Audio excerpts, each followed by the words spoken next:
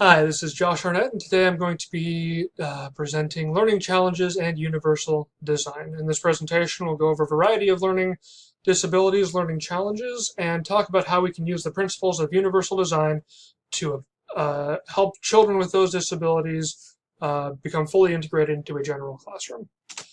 First, we're going to talk about what is universal design. Well, it's a set of principles that allow us to optimize learning for all students regardless of disability.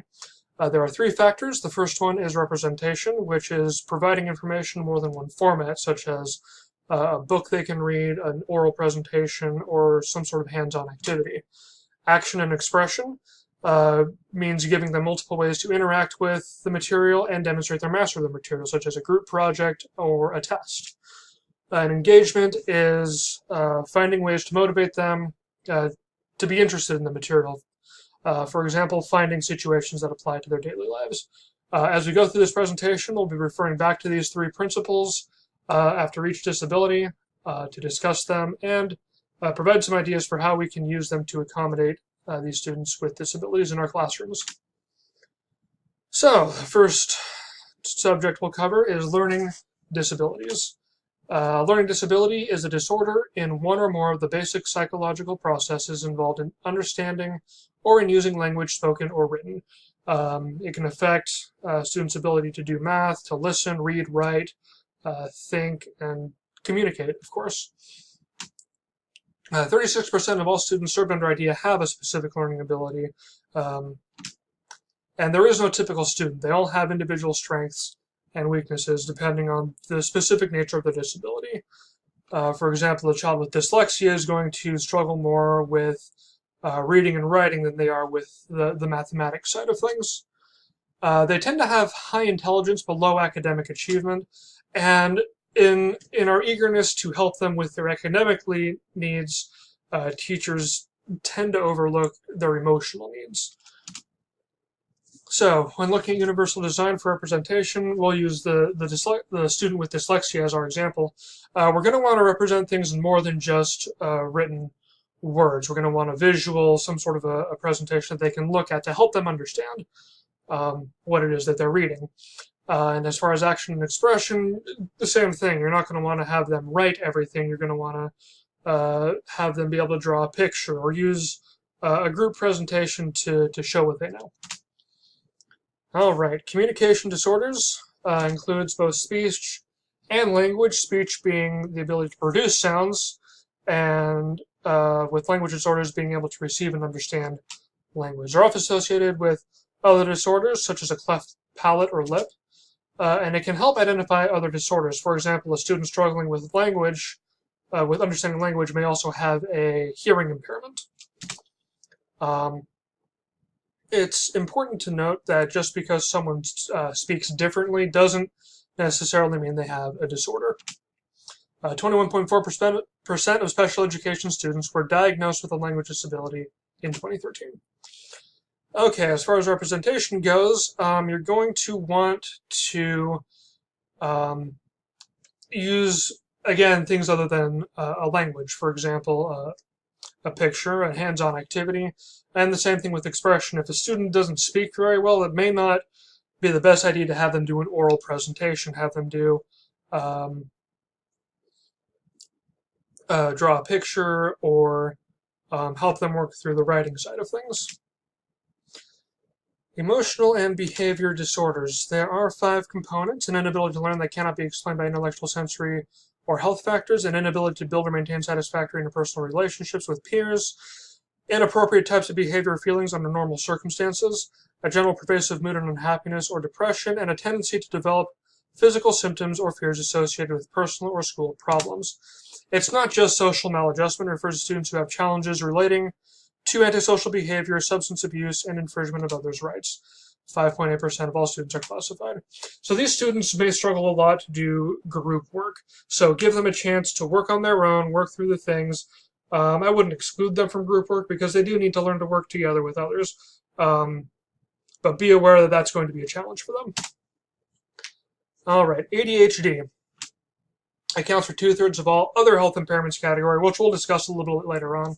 But being so prevalent, it gets its own slide. It includes inattention and hyperactivity or impulsivity that interferes with their ability to learn.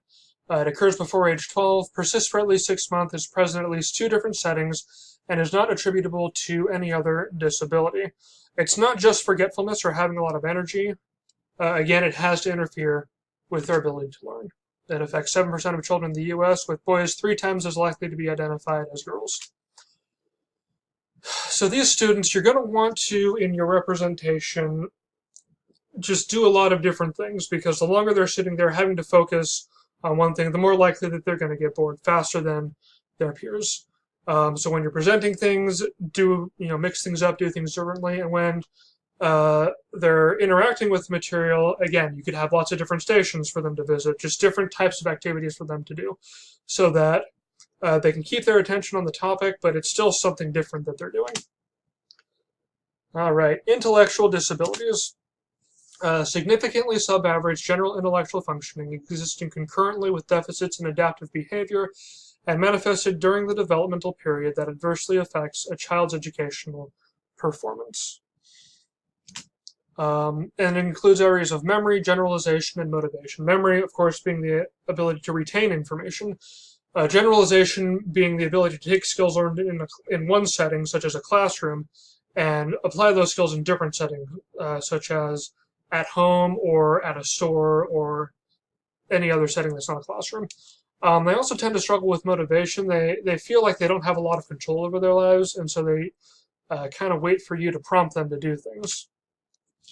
As far as universal design goes, you're going to want to certainly teach them practical skills, but you're going to want to make sure that they can adapt that and carry that over to a different setting. One thing that could help is having them practice that skill in a different setting, a different part of the classroom, or maybe even a different part of the school building, or even if you could, a field trip to some other location entirely where you can walk them through how to apply that skill in that setting. Autism spectrum disorder significantly impacts communication and social interaction, is usually present before the age of 3, and must negatively impact the student's educational performance. It is typically identified during childhood, before they even get to school. It affects 7.1% of students, and boys are more commonly identified with this than others. And it is communication impairments. They struggle to take turns when speaking, reading nonverbal cues such as facial expression or body language, and maintaining relationship. They get caught in this repetition of saying the same thing or doing the same motions. They really like routines, and they can get really intensely focused on really specific interests. And they also tend to have problem behavior such as self-injury and aggression. So, one thing you could do is when they have these really focused interests is try to incorporate that into a lesson, or more accurately incorporate a lesson into that interest if they're just caught in that. If it's a little more mild, you might be able to tie that interest in a little better. You could also have them do something besides group work, because again, they have trouble communicating and they can get aggressive as a result. So group work probably isn't the best. You should, again, have them maybe do a little more by themselves. Students with multiple disabilities, it's obviously a combination of disabilities. It's typically associated with impaired intellectual functioning, but not always. They can be of average or even above average intelligence. You're going to want to teach them adaptive skills, practical self-care skills, and help them to learn to transfer those to other settings. Be aware of any physical challenges they have. They typically have more significant physical challenges. They tend to have vision and hearing impairments, and communication impairments as well. So I don't have any specific ideas for this topic, because it is just a combination of other disabilities that we're going to talk about. So really, whatever it is that their disabilities are, take the considerations for both or all and combine them all together. Physical disabilities are severe impairments that adversely affect a child's education. They can include genetic defects, disease, cerebral palsy, amputations, fractures and burns. They often occur in combination with other disabilities. And what you're going to want to do to help them teach them is don't ask them to do something that would require them to not have their disability. If the child doesn't have well-formed hands, don't ask them to write something. Have them give a presentation or do some other thing to demonstrate their ability. Yeah. Other health impairments, which of course includes ADHD, but is broader than that. It's generally defined as limited strength, vitality, or alertness that affects their educational abilities. It's distinct from physical disabilities, like we've just talked about. Traumatic brain injury, we're going to talk about, and multiple disabilities, which we've already talked about too. And it must adversely affect education. This includes conditions such as asthma, diabetes, epilepsy, a heart condition, lead poisoning, leukemia, sickle cell anemia, things of that nature that get in the way of their learning. So for this one, again, you're going to want to not ask them to do something that would require them to not have their particular disability. Don't ask an asthmatic kid to do something where there's going to be a lot of dust in the air. That's a recipe for bad times for everyone. Or if they have a heart condition, don't ask them maybe to do a lot of strenuous exercise. You're going to want to just find ways that they can interact around their disability. If it is a dust, if you do have to have dust, give them a job that doesn't require them to be right there. If it is an exercise, maybe they can walk instead of run, or do whatever level of exercise is appropriate for them. Traumatic brain injury is acquired after birth, caused by physical force, and includes open and closed head injuries. It affects 0.4% of students, and typically associated with motor delays, learning delays. It depends on which part of the brain specifically has been injured. They often share characteristics with other learning disabilities because, again, you're damaging the brain. Whatever part of the brain is damaged, that's what they're going to struggle with. So again, work within the confines of whatever their disability is. Don't ask them to do something that they can't do due to their disability.